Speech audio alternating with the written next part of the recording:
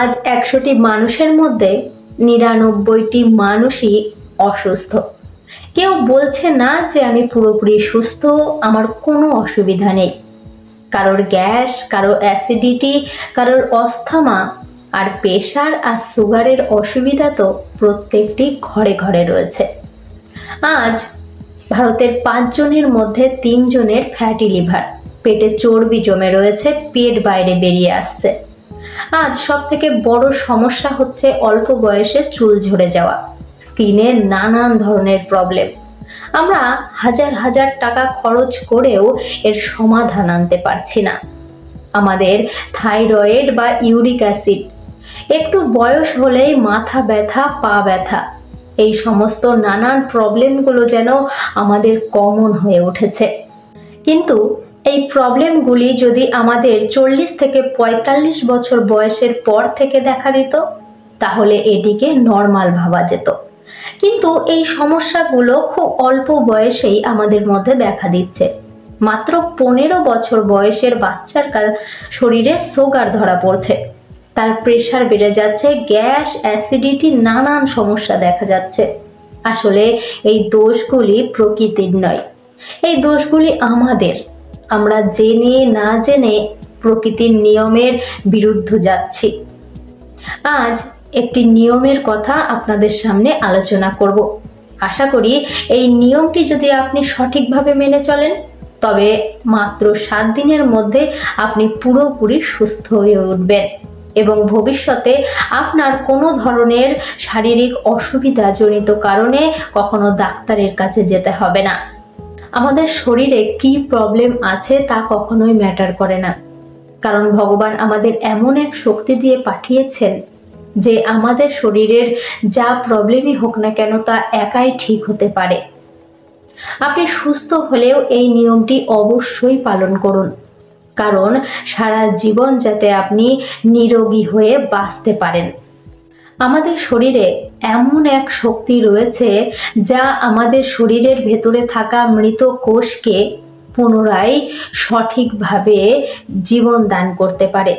আমাদের শরীরের ভেতরে থাকা অপ্রয়োজনীয় কোষকে খেয়ে ফেলতে পারে এবং যে কোষগুলি ভবিষ্যতে আমাদের সমস্যার কারণ হয়ে দাঁড়াবে সেই কোষগুলোকেও মেরে ফেলতে পারে। বাইরের থেকে আগত ব্যাকটেরিয়া, ভাইরাসের প্রভাবে আমাদের শরীর অসুস্থ হলে আমাদের শরীর নিজে থেকেই সেই ব্যাকটেরিয়া বা ভাইরাসকে মেরে ফেলার ক্ষমতা রাখে।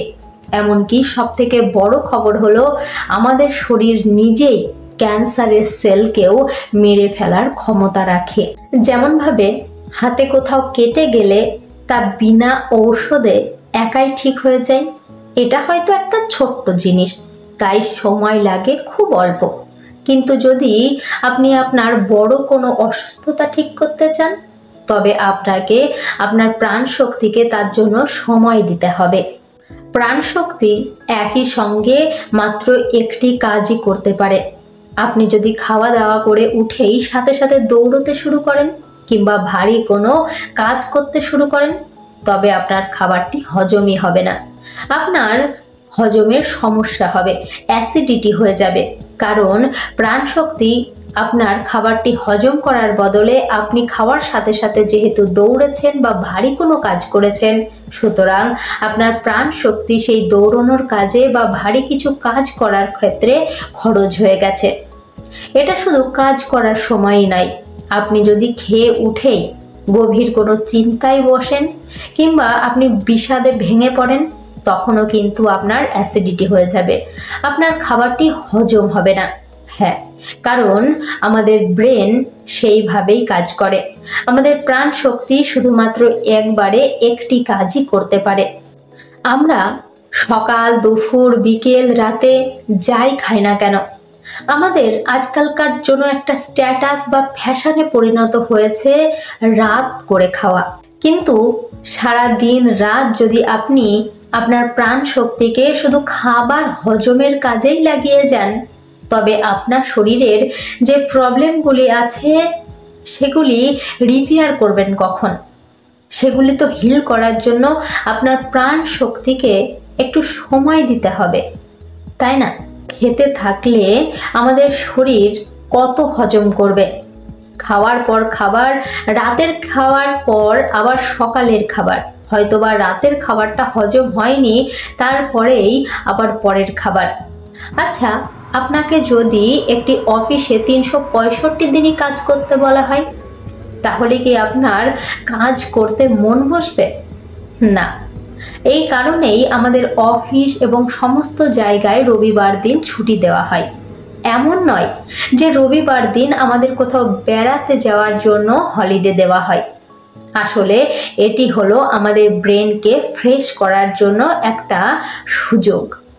যখনই এই রবিবারের পর সোমবার আমরা কাজে যাব, তখন আমাদের ব্রেনটা ফ্রেশ থাকবে এবং আমরা মন দিয়ে কাজটি করতে পারবো। ঠিক আমাদের শরীরেরও একই অবস্থা।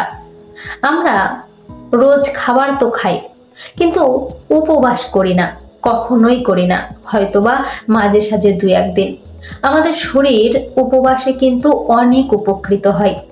আমাদের শরীর এই প্রক্রিয়ার মাধ্যমে আমাদের শরীরের থেকে অতিরিক্ত চর্বিকে গলিয়ে আমাদের নিরোগী হতে সাহায্য করে। আপনি যখন আপনার শরীরকে হজম করার থেকে বিরত রাখবেন, 14 ঘন্টা বা 16 ঘন্টা রেস্ট দেবেন, তখন আপনার শরীর নিজে থেকেই আপনার শরীরের নানান প্রবলেমগুলোকে সলভ করতে শুরু করবে।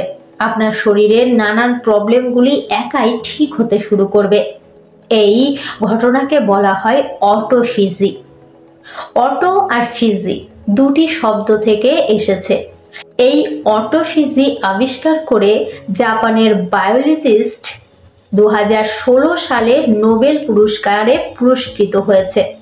কিন্তু এটা আমাদের পক্ষে একটি লজ্জাজনক ব্যাপার, কারণ এই কথাগুলি আমাদের আয়ুর্বেদ বহু বছর আগে থেকে বলে আসছে, কিন্তু আমাদের দেশের আয়ুর্বেদই আমরা গ্রহণ করছি না, আমরা তাকে গুরুত্ব দিচ্ছি না। কিন্তু সেই একই ফর্মুলা বিদেশিরা নিয়ে গিয়ে তাদের জীবনকে আরো উন্নত করে তুলছে। অটোফিজি এই শব্দটি দুটি শব্দ। অটো শব্দের অর্থ হচ্ছে সেলফ এবং ফিজি শব্দের অর্থ হলো ইটিং, অর্থাৎ নিজেকেই নিজে খাওয়া। অর্থাৎ অটোফিজি অবস্থাতে আমাদের শরীর নিজেই আমাদের শরীরের ভেতরে থাকা মৃত কোষ, অপ্রয়োজনীয় কোষ, ক্ষতিকর কোষকে খেতে শুরু করে বা ধ্বংস করতে শুরু করে। এমনকি ক্যান্সার কোষ বা বাইরের নানান ধরনের অসুবিধাজনক জিনিসকে ধ্বংস করতে শুরু করে। কিন্তু শরীরের এই কাজটি করার জন্য শুধু একটি জিনিস দরকার, আমাদের পেটকে ফাঁকা থাকা দরকার। আর এই জন্য সব থেকে ভালো সময় হলো রাত, কারণ রাতে আমরা কোনো কাজ করি না, আমাদের শরীরের প্রাণ শক্তি অন্য কোনো কাজে ক্ষয় হয় না, আমরা নিশ্চিন্তে ঘুমোই। আর এই সময় যদি আমাদের পেট ফাঁকা থাকে, তবে আমাদের শরীর একাই নিজেকে হিল করবে, নিজেদের শরীরের ভেতরের হাজারো রোগকে একাই ঠিক করবে। আর এই কারণেই আমাদের রাতে তাড়াতাড়ি ডিনার করে নেওয়া দরকার।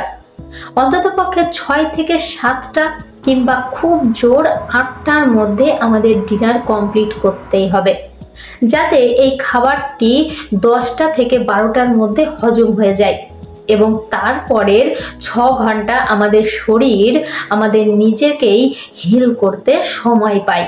আমাদের প্রত্যেককে সকাল ও দুপুরের অপেক্ষা রাতে কিছু পরিমাণ কম খাবার খাওয়া উচিত। আপনারা বলতে পারেন, তবে রাতেই কেন, অন্য সময়ও তো হতে পারে। না, রাতে আমরা কোনো কাজ করব না, সুতরাং আমাদের প্রাণ শক্তি ক্ষয় হবে না এবং রাতে আমাদের বেশিরভাগ সময় আমরা ঘুমিয়ে কাটাবো, সুতরাং আমাদের কোনো শরীরের দুর্বলতা বা কোনো অসুবিধা দেখা যাবে না। আর এটি রাতে হওয়ার সব থেকে মুখ্য কারণ হলো আমাদের শরীরের হজম ক্ষমতা বা ঊর্জা, হজম করার শক্তি যাকে বলা হয় বা জঠরাগ্নি, সূর্য উদয়ের সাথে সাথে এটি বাড়তে থাকে, সকাল এবং দুপুর বাড়তে থাকে এবং দুপুরের পর যত সূর্যাস্ত হবে তত আমাদের এই জঠরাগ্নি বা হজম করার ক্ষমতা কমতে থাকবে। সুতরাং রাতে আমরা যদি দেরি করে খাই, আমাদের খাবারটি হজম হতে সমস্যা হবে। হ্যাঁ, এটা ঠিক যে তাড়াতাড়ি খাওয়ার এই নতুন অভ্যেসটি যখন আপনি করতে শুরু করবেন, আপনার সামনে নানান সমস্যা এসে দেখা দেবে। কেউ বলবে আমি তো অফিস থেকে 8টায় ফিরি, বা আমার কাজ থেকে ফিরতে রাত 10টা বেজে যায়। আমি দোকানে থাকি, দোকান থেকে বাড়ি আসতে রাত 10টা কিংবা 11টাও বেজে যায়। কেউ বলবে আমাদের বাড়ি তো তাড়াতাড়ি রান্নাই হয় না, আমাদের বাড়িতে তো রান্না করতে যাই রাত 9টা 10টার সময়। অনেকে বলবে আমি যদি 6টা 7টার সময় ডিনার করি তবে রাত 10টায় যখন ঘুমোতে যাব তখন তো আবার আমার খিদে পেয়ে যাবে। হ্যাঁ, এটা প্রথম প্রথম হতে পারে। যদি আপনার খিদে পায় তো অসুবিধা নেই, জলের সঙ্গে একটু সন্দক লবণ, মধু এবং লেবুর রস চিপে আপনি খেতে পারেন, কিংবা আপনি ঘুমানোর সময় আবার দুধ খেয়ে তারপর ঘুমাতে পারেন। এতে আপনার পাচন শক্তি ভালো থাকবে, আপনার ঘুম ভালো হবে এবং সকালে আপনার পেট ভালোভাবে পরিষ্কার হবে। যদি আপনি ডাক্তারের পেছনে টাকা খরচ করতে না চান, যদি আপনি সারা জীবন সুস্থ থাকতে চান, তবে অবশ্যই আজ থেকেই আপনি এই নিয়মটি অনুসরণ করুন। যদি আপনার রাতে খাওয়াটা খুব অসুবিধাজনক হয়ে পড়ে, তবে আপনি যখনই খান না কেন তার থেকে 14 ঘন্টা বা 16 ঘন্টা পরের দিন খাওয়া শুরু করুন। আপনি একই রকম ফল পাবেন। আসলে আপনারা নিশ্চয়ই জানেন আমাদের পূর্বপুরুষেরা কিন্তু সূর্যাস্ত হওয়ার সাথে সাথে খেয়ে নিতেন এবং আবার সূর্য উদয় হওয়ার পরই খেতেন, আর তারা 80-90 বছর পর্যন্ত নিরোগী হয়ে বাঁচতেন। এই নিয়মগুলো কিন্তু আমাদের পূর্বপুরুষেরা সারা জীবন মেনে চলেছেন, কিন্তু আমরা নিজেদেরকে মডার্ন বলি, কিন্তু আমরাই মূর্খের মতো সেই নিয়মগুলিকে ভঙ্গ করে নিজেরাই রোগের সাথে লড়াই করে চলেছি। আজ আমাদের মধ্যে মাত্র 20 বছর বয়সেই নানান রকম রোগ দেখা দিচ্ছে। আপনি যদি ভালো থাকতে চান এবং আপনার পরিবারের সকলকে যদি ভালো রাখতে চান, তবে অবশ্যই এই নিয়মটি একবার পালন করে দেখুন। আপনি যদি 7 দিনও করেন অবশ্যই আপনি ভালো ফল পাবেন, এবং এটি কিন্তু একটি দীর্ঘমেয়াদী পরিকল্পনা। আপনি দেখে থাকবেন যে আমাদের ফিল্মের স্টারগুলি রয়েছে, সে অক্ষয় হোক কিংবা অনুষ্কা শর্মা, তারা কিন্তু এই নিয়মগুলি অবশ্যই মেনে চলছে এবং সুস্থ জীবনযাপন করছে। আমাদের অনেকের মধ্যেই রয়েছে যারা একটু ওয়েট বেশি, যাদেরকে একটু মোটা বলা যায়, কিন্তু তারা কি করছে, তারা জিম জয়েন করছে এবং নানান রকম সাপ্লিমেন্ট নিচ্ছে এবং নিজেকে রোগা করার চেষ্টা করছে, কিন্তু এই ভুল আপনি কখনোই করবেন না। জিমে যে সাপ্লিমেন্টগুলি দেওয়া হয় সেগুলি কিন্তু ক্লিনিক্যালি টেস্টেড নয়, সেগুলো কিন্তু সাইড এফেক্ট রয়েছে। এর থেকে আপনি এই 16 ঘন্টা উপবাস শুরু করতে পারেন। এটি কিন্তু আপনাকে ন্যাচারালি সুস্থ শরীর দান করবে। এই সাপ্লিমেন্টগুলি দিয়ে কোনো কাজই হয় না, বরং আমাদেরকে নানান রোগের শিকার হতে হয়। এগুলি আসলে কোম্পানির টাকা ইনকাম করার একটি নতুন ফাঁদ।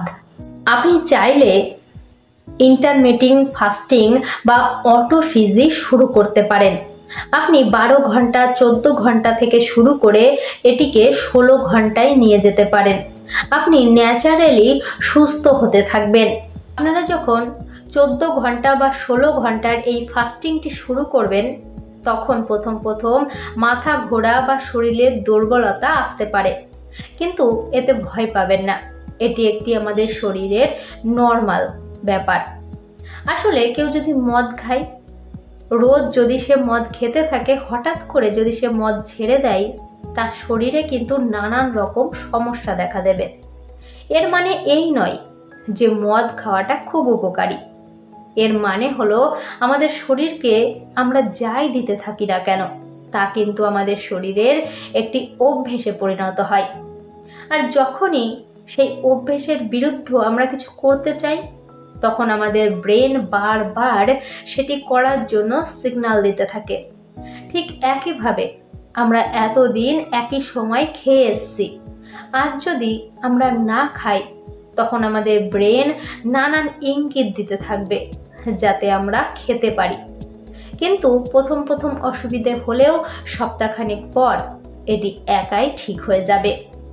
কিন্তু এটি শুরু করার আগে যদি আপনার কোনো বড় ধরনের শরীরের অসুস্থতা থাকে তবে অবশ্যই ডাক্তারের সঙ্গে একটু পরামর্শ করে নিয়ে তারপর শুরু করবেন।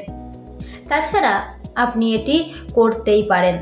এই বিষয়ে আপনাদের কিছু জানার থাকলে অবশ্যই আমাকে কমেন্ট করতে পারেন এবং নিজেকে সুস্থ রাখতে এবং নিজের সমস্ত আত্মীয়দেরকে, বন্ধু বান্ধবীদের সুস্থ রাখার জন্য ভিডিওটি অবশ্যই শেয়ার করবেন এবং আপনি এটি কবে থেকে শুরু করছেন অবশ্যই কমেন্ট করে জানাবেন।